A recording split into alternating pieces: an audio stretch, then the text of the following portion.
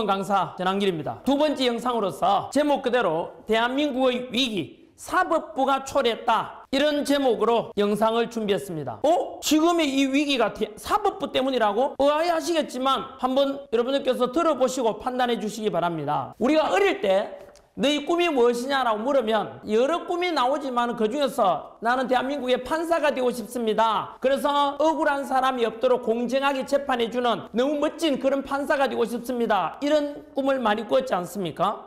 그런데 안타깝게도 존경받아야 되고 참 존경받아야 될 이런 판사에 대한 이미지, 또 공정하고 민주주의의 가장 중요한 기관인 이 사법부의 현재 대한민국에서 신뢰도는 과연 어떻습니까? 우리나라 사법부를 신뢰하십니까? 라고 물어보면 다들 피식 웃을 겁니다. 그리고 고개를 가로저을 겁니다. 우리나라 사법부에 대해서는 하루 이틀 된 이야기도 아니지만 유전무죄, 무전유죄, 돈 있는 사람은 다 빠져나가고 돈 없고 억울한 사람들이 지나치게 가혹한 처벌을 받는다 라고 답변하실 겁니다. 실제로 OECD에서 발표한 자료에 의하면 부끄럽게도 우리 대한민국 사법부는 42개국 중에서 39위를 기록해서 최하위를 기록했습니다. 우리 밑에 있는 나라가 기껏해서 콜롬비아, 칠레, 지금 전쟁 치고 있는 우크라이나 정도밖에 없습니다. 사법부를 신뢰하는가? 라는 질문에 대해서도 단지 27%만이 그렇다라고 답변했습니다.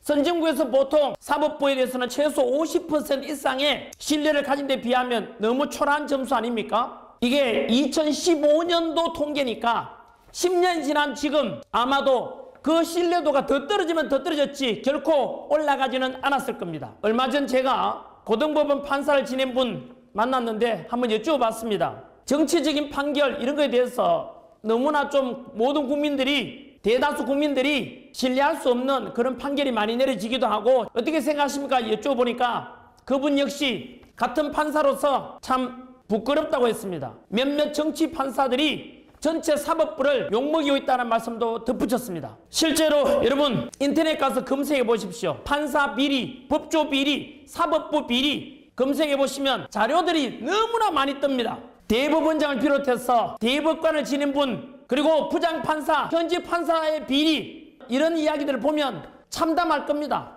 정말로 법관 중에도 제일 높은 게 대법관일 것이고 대법원장일 것인데 무엇이 더 아쉬워서 참 이런 비리와 잘못을 지는지 참으로 참담한 심정입니다. 공정한 재판을 위해서 불철주야에 애쓰시는 수많은 우리 판사님들 생각하면 사법부 스스로도 자정작용을 해야 될 것이고 제도적 개선이 있어야 될 겁니다. 그래서 저는 판사들이든 아니면 헌법재판관이든 간에 왜 눈치를 보냐고요. 유불리 따지지 말고 법과 양심에 따라서 공정하게 재판하면 되지 않습니까? 조선시대의 최고의 학자 다산 정약용 선생의 공정한 재판을 담은 바로 흠흠신서라는 책에서도 공정한 재판은 국가와 백성의 안녕을 지탱하는 근본이다 라는 말씀을 하셨습니다. 대한민국의 모든 판사님들 그리고 헌법재판관님들께 부탁드립니다.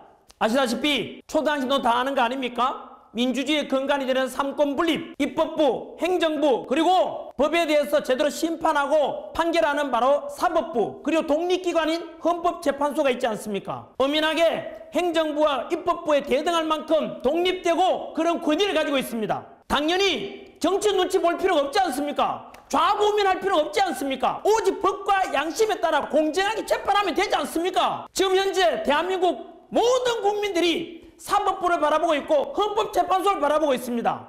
공정한 재판만이 이 대한민국의 사법부의 신뢰를 살리고 헌법재판소의 권위를 다시 살릴 수 있는 그런 길 아니겠습니까, 여러분? 네, 저는 정치인이 아닙니다. 단지 공무원 수험생을 가르치는 강사일 뿐입니다. 청년 세대들에게 국민의 한 사람으로서 또 기성세대 한 사람으로서 그냥 상식선에서 누구나 납득이 될 만한 팩트에 근거해서 앞 영상에서 말씀드린 대로 도산한 차원생이 말씀하셨던 꿈이라도 거짓말하지 말라는 말씀에 근거해서 저는 있는 그대로 말씀드릴 뿐입니다. 그래서 대한민국에서 무너진 상식이 다시 살아나서 우리 미래 세대, 청년 세대들이 더욱더 행복한 나라, 부강한 대한민국, 그런 나라가 되기를 소망할 뿐입니다. 감사합니다.